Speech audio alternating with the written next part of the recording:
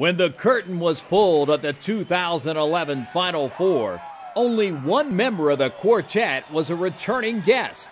The Williams Ephs opened up semifinal Friday against the Fighting Scots of Wooster, a program that was making its third trip to Salem in the last 9 years. Legendary coach Steve Moore of Wooster and Williams star Mike Maker exchanged pleasantries before Williams senior Troy Whittington took over the entire dance floor. First, the 6'6" center swatted down a shot on the defensive end, and then some 80 feet in the other direction, he dropped in two and drew a foul as the Ephs jumped out to an 18-6 lead. Williams continued to do damage on the inside as junior point guard James Wang and sophomore James Clem each got free inside for buckets, and the Williams advantage expanded to 27-10 with 9 minutes left in the half. You have to switch. Let's not give up any more layups, all right? Come on now. The Fighting Scots clogged up the middle and cut out the layups, but the Wooster Nation still had plenty of reasons to be on pins and needles. Nate Robertson hit for 3 of his team-high 21 points from beyond the arc, and Whittington put his stamp on another Wooster scoring opportunity. Williams shot 65% in the first half and led 42-28 at the break. I thought we were in great rhythm offensively to start the game, but you know, we've adjusted all year long to different defensive coverages, and we have very talented players, and there's a lot of different ways that we can win. At halftime, we were just trying to, motivate ourselves to just keep chipping away at it, and not give up.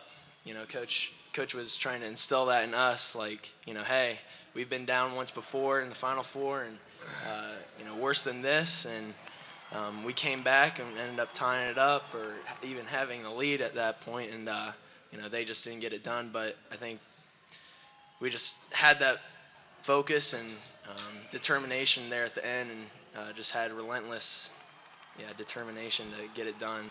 It appeared that the second half would be more of the same as Whittington and Robertson continued to impose their will on the stunned Scots.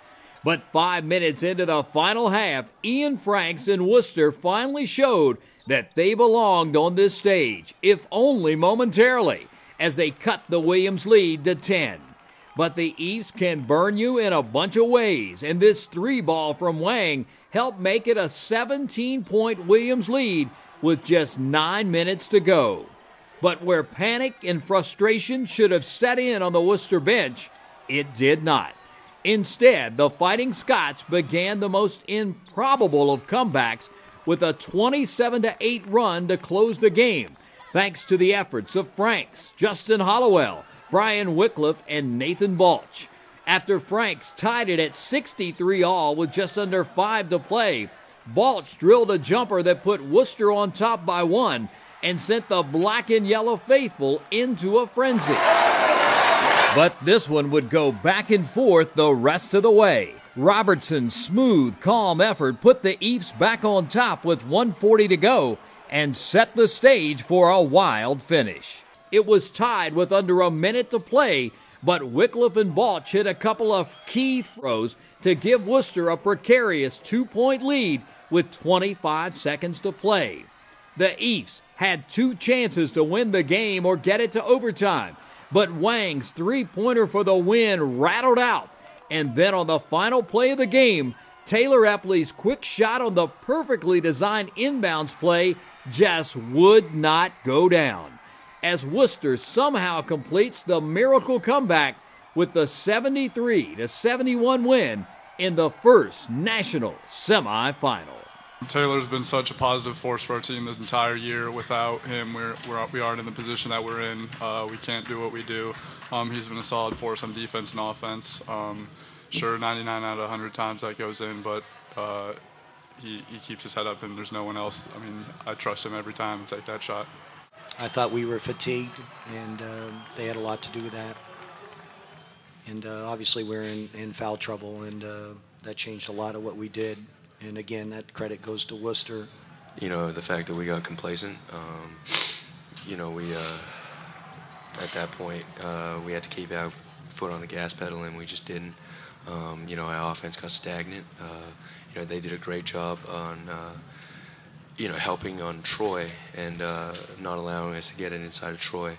I think second half they definitely made an effort to get into us, push us, get me off block, spot, get into our guards, force us to beat them off the dribble, because first half we were definitely shooting a lot of threes and making a lot of threes, so they made a concerted effort to make us beat them in a different way. And that defense worked for them.